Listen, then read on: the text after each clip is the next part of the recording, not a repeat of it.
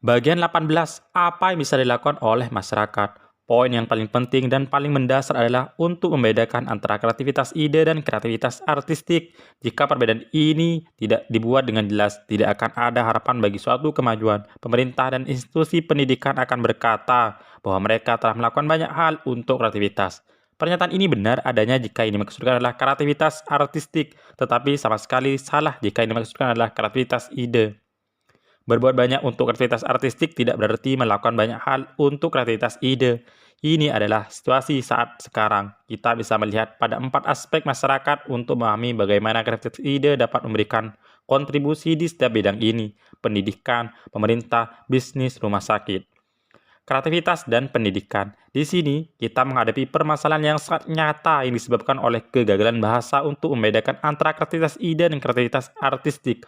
Sekolah mengklaim bahwa mereka sudah melakukan banyak hal mengenai kreativitas, tetapi kreativitas tersebut terdiri dari musik, tari, menyanyi, melukis, dan pertunjukan teater. Mereka tidak melakukan apapun mengenai kreativitas ide. Apa yang bisa dilakukan? Prasekolah. Pada masa prasekolah dan masuk ke sekolah dasar, media ideal untuk kreativitas adalah menggambar. Seorang anak bisa berekspresi dalam suatu konsep gambar yang tidak pernah dijabarkannya melalui kata-kata. Saya pernah menyuruh anak-anak kecil untuk menggambar sistem umpan balik negatif yang kompleks. Dalam suatu gambar, Anda bisa melihat apa yang sedang terjadi dan Anda bisa bertanya, bagaimana ini terjadi. Anda menunjuk pada suatu bagian di gambar tersebut. Seperti yang telah saya sebutkan di awal, melalui suatu majalah pendidikan, saya pernah menyusun serangkaian tugas untuk merancang bagi anak-anak usia 5 tahun ke atas. Hasilnya saya tuangkan ke dalam 2 buku, The Dog Exercise Machine dan Children Solve Problem. Buku yang pertama penuh dengan rancangan-rancangan untuk sebuah mesin olahraga anjing. Buku yang kedua terdiri dari berbagai tugas mendesain, seperti membangun rumah dengan lebih cepat dan lain-lain. Rancangan anak-anak ini penuh dengan konsep. Kadang-kadang konsep tersebut dijalankan dengan cara yang sederhana dan kasar. Menggambar adalah cara yang paling berpengaruh untuk membuat anak-anak menjadi kreatif, konstruktif, dan berorientasi pada rancangan. Perlu dicatat bahwa gambar tersebut bukan gambar artistik, biasa seperti gambar penginapan dengan bunga trompet atau bunga-bungaan, dan sebagainya. Gambar-gambar tersebut bersifat fungsional yang menunjukkan proses dan tindakan. Anak-anak dapat juga didorong untuk menggunakan kerangka berpikir 6 topi yang bisa digunakan oleh anak-anak usia 4 tahun ke atas. Sekolah dasar mengajarkan pemikiran saya sebagai mata pelajaran tersendiri memiliki efek yang luar biasa. Organisasi ATKEI menunjukkan peningkatan di setiap area mata pelajaran sebesar 30 hingga 100%. Berpikir sangat perlu untuk diajarkan dalam suatu mata pelajaran tersendiri yang diberi nama berpikir. Ini karena seringkali anak yang tidak terlalu pandai dalam mata pelajaran akademis ternyata sangat pandai dalam berpikir. Hal ini sangat meningkatkan rasa percaya diri. Hal ini juga mengejutkan para guru. Pengajaran berpikir terutama adalah tentang pelajaran CORT, Cognitive Research. Pelajaran ini terutama dilakukan dengan pemikiran perseptual dan perubahan persepsi. Kreativitas juga termasuk di dalamnya. Persepsi sebagai elemen kunci dalam berpikir, sebaliknya malah diabaikan dalam kurikulum. Seperti yang telah disebutkan sebelumnya, di Venezuela, mengajarkan pemikiran ini adalah suatu keharusan bagi setiap sekolah. Penggunaannya juga tersebar di Australia, Kanada, Singapura, dan Malaysia.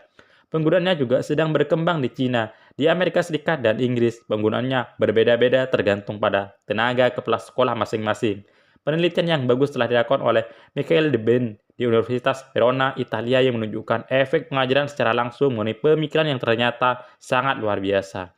Tugas-tugas di sekolah dasar juga dapat melibatkan pemikiran konstruktif, pemikiran kreatif, dan pemikiran desain. Hal ini bisa dilakukan dengan mempersiapkan tugas-tugas yang kesemuanya menggunakan koran, gunting, dan lem. Saya pernah memberikan suatu proyek kepada anak-anak untuk membangun menara setinggi mungkin. Hanya dengan menggunakan kertas koran, menara itu harus bisa berdiri sendiri dan stabil. Kemudian digunakanlah beberapa konsep desain. Sekolah menengah. Idiom umum untuk pendidikan adalah pengetahuan dan analisis pendekatan peta jalan. Aspek pendidikan ini sangat penting dan berguna. Begitu juga halnya yang terjadi dengan aspek kreatif, konstruktif, dan desain yang benar-benar diabaikan. Seharusnya bukan merupakan hal yang sulit untuk mengurangi jam pelajaran beberapa mata pelajaran seperti sejarah untuk memberikan waktu bagi keterampilan berpikir. Tugas menggambar yang diberikan kepada anak-anak sekolah dasar juga bisa diterapkan untuk anak-anak sekolah menengah. Pelajaran berpikir CORT juga bisa digunakan secara luas di sekolah menengah. Pelajaran ini menyediakan peranti dan kerangka pikir untuk mengembangkan persepsi. Logika tanpa persepsi sangat tidak berguna, berbahaya. Memiliki hobi bisa berguna, namun hanya beberapa dari hobi tersebut yang mendorong pemikiran kreatif dan pemikiran desain. Prestasi sangatlah penting bagi anak-anak. Banyak dari mereka terjerat kriminalitas karena hanya itulah tempat di mana mereka bisa mendapat sensasi rasa berprestasi jangka pendek. Mereka sangat membutuhkan area-area lain untuk mengembangkan prestasi yang konstruktif. Universitas. 2 tahun yang lalu, saya sedang memberikan kuliah di World University President Summit di Bangkok. Acara itu dihadiri oleh kira-kira 2.000 presiden universitas. Saya menekankan bahwa universitas telah ketinggalan zaman. Dasar dari universitas adalah untuk menyampaikan kebijaksanaan dan pengetahuan masa lalu dan membuatnya bisa diakses bagi siswa-siswi masa sekarang. Pada era digital sekarang ini, sangat mudah bagi kita untuk mendapatkan semua pengetahuan yang kita butuhkan tanpa universitas. Jadi, universitas harus mengajarkan berbagai keterampilan seperti keterampilan informasi dan bagaimana mendapatkan dan mengakses informasi. Keterampilan berpikir meliputi pemikiran kreatif, desain, konstruktif, dan perseptual, dan bukan hanya analisis dan logika. Keterampilan sosial, bagaimana berhubungan dengan orang lain dan mengatur mereka. Keterampilan operasional, merancang dan mengerjakan suatu proyek. Masih terdapat keterampilan-keterampilan lainnya yang bisa ditambahkan ke dalam daftar tersebut. Universitas juga seharusnya lebih terlibat dengan masyarakat, contohnya dengan menyelenggarakan suatu forum untuk membahas hal-hal tertentu. Mereka juga bisa mengatur pendekatan kreatif untuk permasalahan sosial yang berbeda-beda. Sudah tidak zamannya lagi sebuah universitas sebagai rumah pengetahuan yang tertutup. Kreativitas dan pemerintah. Seperti yang telah dijelaskan sebelumnya, demokrasi dianggap sebagai sistem pemerintahan yang terbaik. Tetapi bukan berarti demokrasi itu baik. Sistem parlemen yang berbau permusuhan tidak mendorong pemikiran kreatif dan ide baru. Jadi separuh kalian pemerintah yang terpilih hilang. Saya mengadakan diskusi dengan Perdana Menteri Mauritius yang adalah seorang pembaca buku saya. Saya menyarankan supaya setiap Senin parlemen menggunakan metode 6 topi. Juru bicara akan menyerukan waktunya topi kuning dan para anggota hanya akan berbicara jika mereka memiliki sesuatu yang harus dibicarakan. Saya menengarai bahwa dalam disiplin partai yang mereka tidak akan memberikan pandangan positif terhadap ide yang diajukan partai lain. Mereka juga bisa memilih komite khusus yang dibentuk oleh anggota dari kedua partai. Komite ini hanya bisa berlaku positif dan menawarkan ide-ide baru. Komite ini tidak berperan untuk menyerang. Komite Nasional untuk Ide Baru ini merupakan tantangan formal bagi ide baru yang potensial. Pemerintah harus memiliki menteri untuk ide baru yang akan mengolah ide-ide baru di setiap bidang. Menteri Inovasi adalah satu langkah di jalan yang sudah benar, namun entah kenapa lebih lemah. Inilah perbedaan antara menunggu datangnya ide baru dan membuatnya terjadi. Informasi dan ide. Ada suatu keyakinan yang terus bergulir bahwa informasi sudah cukup. Pemerintah memiliki tangki-tangki pikir untuk mengumpulkan dan menganalisis informasi.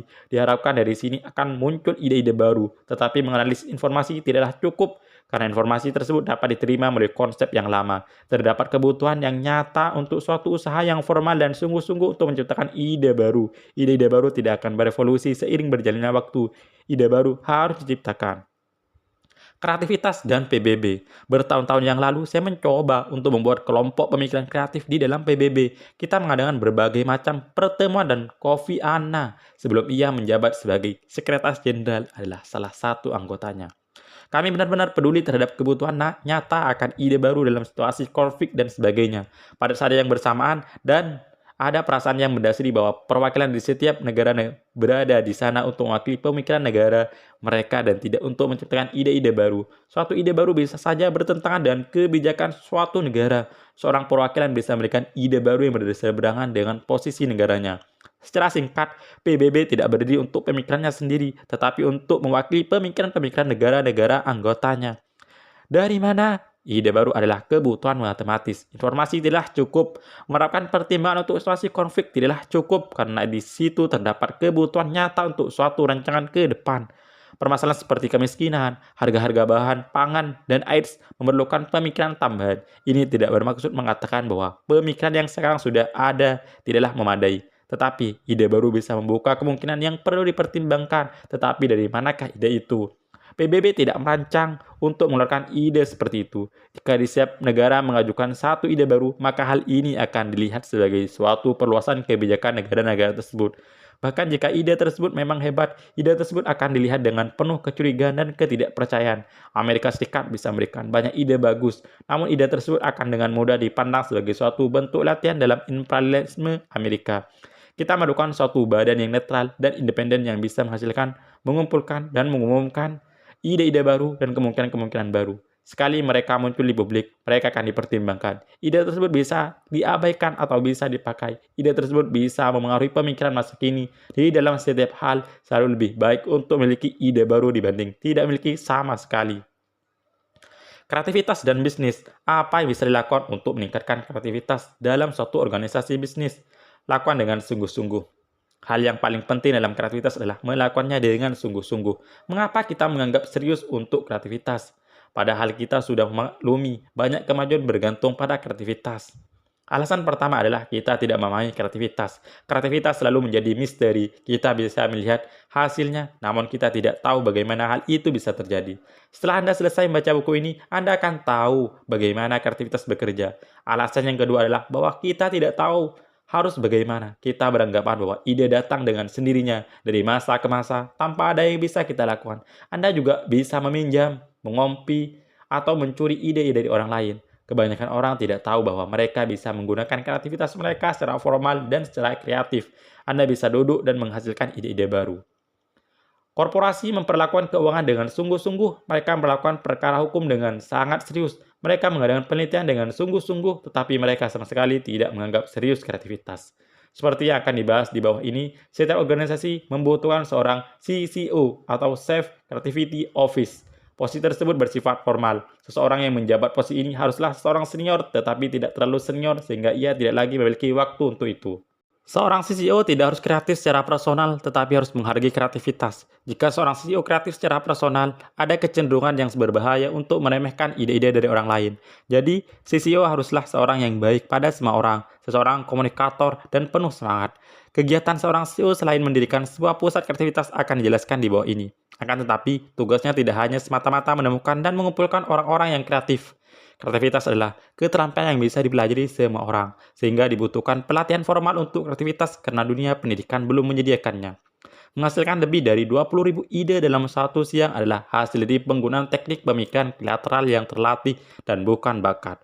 Kreativitas benar-benar memperluas aset dan potensi yang sudah ada di setiap organisasi, bukan hanya bisnis. Tidak cukup jika kita hanya menunggu sampai semuanya terjadi.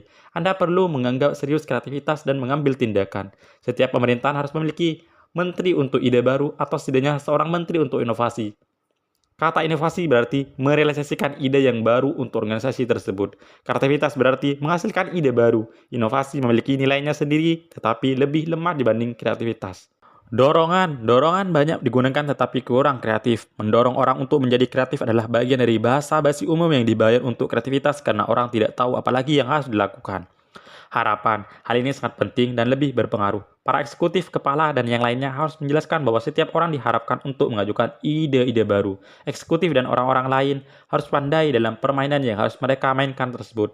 Permainan yang biasa adalah kesinambungan dan pemecahan masalah. Ini berarti bahwa Anda harus melanjutkan apa yang seharusnya Anda lakukan dan memecahkan masalah yang muncul. Ide baru tidak terlihat sebagai bagian permainan ini dan bahkan bisa dipandang sebagai perselisihan dan mengganggu orang-orang sekitar. Jadi, perlu diperjelas dengan cara yang konkret bahwa ide baru adalah bagian dari spesifikasi pekerjaan. Waktu dan pertemuan. Hal ini berarti pertemuan-pertemuan khusus dan kreativitas sebagai fokus utamanya. Materi pertemuan ini telah diberitahukan terlebih dahulu. Selama jalannya rapat, peranti pemikiran lateral digunakan. Pertemuan seperti ini harus sering dilakukan, tetapi tidak terlalu sering. Pertemuan ini tidak boleh terlalu lama. Jika pertemuan ini dirasa terlalu lama, orang-orang akan mencari-cari alasan untuk tidak datang. 90 menit sudah cukup. Kita juga bisa menetapkan waktu untuk pemikiran kreatif secara individual. Ada satu bank di mana eksekutif seniornya menyisihkan waktu antara jam 9 sampai jam 9.30 untuk pemikiran kreatif secara individual. Tidak ada pertemuan yang diadakan pada jam tersebut. Para sekretaris tidak menyambungkan telepon yang masuk. Kebanyakan pemikiran pada pagi hari tersebut seputar hal-hal yang mendesak yang perlu dihadiri. Hal-hal penting yang bisa memberikan pemikiran baru tidak dipikirkan dalam waktu tersebut. Jadi menyisihkan waktu untuk tujuan itu bisa bermanfaat. Sangat penting bagi kita untuk selalu konsisten dan taat pada prosedur tersebut atau semuanya akan jatuh berantakan. Chief Creativity Office atau CEO, Direktur Utama Kreativitas. Kita tidak dapat menggunakan istilah Chief Ideal Office karena CEO telah dipakai oleh Chief Information Office, Direktur Utama Informasi. Kreativitas perlu ditangani secara serius seperti halnya informasi, perkara hukum, keuangan, dan lain-lain. Seorang CCO Harus cukup senior untuk mendapatkan akses ke level yang lebih tinggi dalam organisasi, tetapi jangan terlalu senior sehingga ia malah tidak punya waktu lagi untuk menangani pekerjaan ini. Seorang CEO haruslah mereka yang pandai berkomunikasi, mengatur, dan menyemangati orang lain. Ia tidak perlu secara khusus kreatif. Pada kenyataannya, akan lebih baik jika orang tersebut tidak terlalu kreatif, karena ide-ide yang berasal dari orang lain dapat kemudian diperlakukan dengan lebih netral. Seorang CEO mengatur pelatihan, menyusun daftar, hit kreatif atau dijelaskan di bab 2 nanti. Dan bisa juga mendirikan pusat kreativitas. Pusat kreativitas, seseorang tidak akan termotivasi untuk memiliki ide jika tidak ada yang akan mendengarkan ide barunya itu. Orang di sekitar Anda dan pemimpin Anda sekarang seringkali tidak menyambut munculnya ide baru mengenai apa yang diharapkan bagi mereka untuk dilakukan. Pusat kreativitas berdiri sebagai forum dan tempat untuk mendengarkan ide-ide baru. Pusat tersebut juga bisa berperan sebagai tempat pengaturan aktivitas CCO. David Tanner menghadiri seminar yang saya pimpin di Toronto bertahun-tahun yang lalu. Ia mengundangku ke DuPont, di mana saya memberikan beberapa seminar untuk para manajer senior. Ia karena berpengaruh oleh seminar tersebut menjadi seorang CCO. Ia mendirikan pusat kreativitas. Ia juga menyusun jaringan kerja orang-orang kreatif sehingga mereka bisa berkomunikasi satu dengan yang lain. Ada banyak inovasi praktis lain yang dibuatnya dalam bidang ini berdasarkan pengalaman dalam mengurus kreativitas untuk organisasi yang besar. Sekarang ia bekerja sebagai seorang konsultan dan telah menuliskan beberapa buku tentang pengalamannya. Publikasi, meskipun kebanyakan orang kreatif tidak akan mengakuinya, orang-orang kreatif tersebut menginginkan orang lain mengetahui mengenai ide mereka, bahkan jika ide itu tidak bisa direalisasikan. Mereka menginginkan ide tersebut dipublikasikan. Hal ini dapat dimengerti. Jadi penting bagi suatu organisasi untuk memiliki cara supaya ide-ide tersebut bisa terlihat. Hal ini bisa berupa buletin kreatif secara khusus atau bisa juga menjadi bagian buletin internal umumnya. Tidak ada yang lebih memotivasi daripada sebuah publikasi bagi seorang kreatif. Jaringan kerja.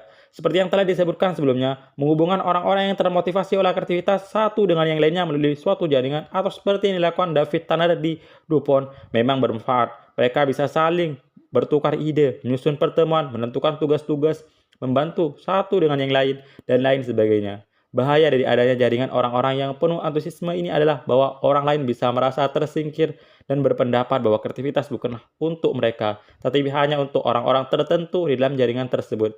Jadi, jaringan tersebut sebaiknya tidak diatur sedemikian ketat. Departemen. Jika kreativitas sedemikian pentingnya, tampaknya cukup logis untuk mendirikan departemen bagi orang-orang yang termotivasi dalam kreativitas yang akan melakukan semua pemikiran kreativitas yang diperlukan. Departemen ini akan sejajar dengan departemen penelitian umumnya. Bahaya yang mungkin muncul di sini seperti halnya pada jaringan, yaitu bahwa orang lain akan merasa terasing dan merasa bahwa kreativitas hanyalah untuk departemen kreativitas saja. Sebaiknya, dalam suatu organisasi bisnis tidak didirikan departemen secara khusus, namun lebih baik memiliki pusat kreativitas yang dapat memenuhi fungsi-fungsi pengaturan suatu departemen, tetapi tetap terbuka dan tidak dibatasi oleh sekumpulan orang saja. Perayaan, ide-ide baru harus dirayakan. Merayakan munculnya ide baru bisa dilakukan dengan publikasi seperti yang telah disebutkan sebelumnya, tapi bisa juga dalam bentuk penghargaan, seperti pemberian medali kreativitas atau penghargaan lainnya. Perayaan seperti ini bukan hanya untuk memotivasi orang-orang yang memiliki ide, tetapi juga mengindikasi bahwa ide-ide baru sangat dinanti dan dihargai. Cara ini sangat berbeda dengan memengaruhi orang untuk menerima suatu ide. Hal inilah yang biasanya terjadi. Pelatihan. Banyak perusahaan bisnis yang mengirimkan pekerjaan untuk mengikuti suatu pelatihan formal pemikiran lateral, DuPont, IBM, Prudential, Siemens, dan lain-lain. Banyak yang perusahaan yang memiliki trainer internal yang bisa memberikan pelatihan dari dalam. Motivasi. Menurut pengalaman saya, suatu minat akan kreativitas biasanya dianjurkan oleh CEO suatu organisasi. Siapa tahu kreativitas dibutuhkan. Hal ini membentuk suasana dan motivasi organisasi tersebut. Harapan sangatlah penting. Jika seorang tahu bahwa ia diharapkan untuk menciptakan ide-ide baru, maka ia akan memilikinya. Jika mereka yakin bahwa pekerjaannya adalah suatu kesinambungan dan pemecahan masalah, maka mereka akan merasa bahwa mencari ide-ide baru sangatlah mengganggu. Seorang dari suatu bank bercerita kepada saya bahwa bank tersebut memiliki kebiasaan untuk mendapatkan beberapa saran dari para stafnya setiap bulan sekali. Setelah mereka mengikuti training pemikiran lateral, mereka bisa memberikan lebih dari 600 saran setiap bulan. Motivasi dan keterampilan berjalan bersama dan keduanya saling membangun. Keberhasilan dan kreativitas akan memicu motivasi seorang yang juga meningkatkan keterampilan. Kreativitas dan rumah. Anak-anak seringkali membawa pulang pelajaran berpikir yang mereka dapat di sekolah. Pelajaran itu bisa berupa metode 6 topi atau peranti perseptual CORT. Mereka memperkenalkan peranti tersebut kepada orang tua mereka yang kemudian menggunakannya. Ide bagi anak prasekolah yang telah saya sebutkan sebelumnya, semuanya berjalan dengan baik di rumah. Ide tersebut mengenai pemberian tugas menggambar dan kemudian mendiskusikan hasilnya bersama-sama. Orang tua dapat membuat permainan berpikir untuk anak-anak mereka dan memainkan permainan ini bersama-sama. Contohnya, orang tua bisa berkata, bayangkan jika semua mobil harus cat kuning, lakukanlah PMI terhadap hal ini. PMI adalah peranti QWERTY dan merupakan singkatan dari plus, minus, dan interesting. Orang tua dapat menyisihkan satu sore dalam seminggu sebagai sore berpikir. Anak-anak, teman, dan tetangga dapat diajak untuk ikut serta. Anak-anak sangat menyukai berpikir karena bagi mereka suatu ide adalah prestasi. Dalam satu diskusi atau bahkan dalam suatu pertengkaran, kerangka pikir dalam topi dapat digunakan untuk mengeklarasi situasi tersebut secara penuh. Dengan anak-anak yang lebih tua, kita dapat memberikan tugas kreatif yang spesifik yang kemudian peranti pemikiran lateral dapat digunakan untuk menghasilkan ide-ide baru. Di masa depan, saya akan menulis dengan lebih lengkap mengenai sesi pemikiran keluarga. Jika sekolah tidak akan mengajarkan tentang berpikir, Anda yang akan melakukannya di rumah. Jika sekolah mengajarkannya, Anda tetap bisa mengajarkannya di rumah juga. Berpikir adalah keterampilan hidup.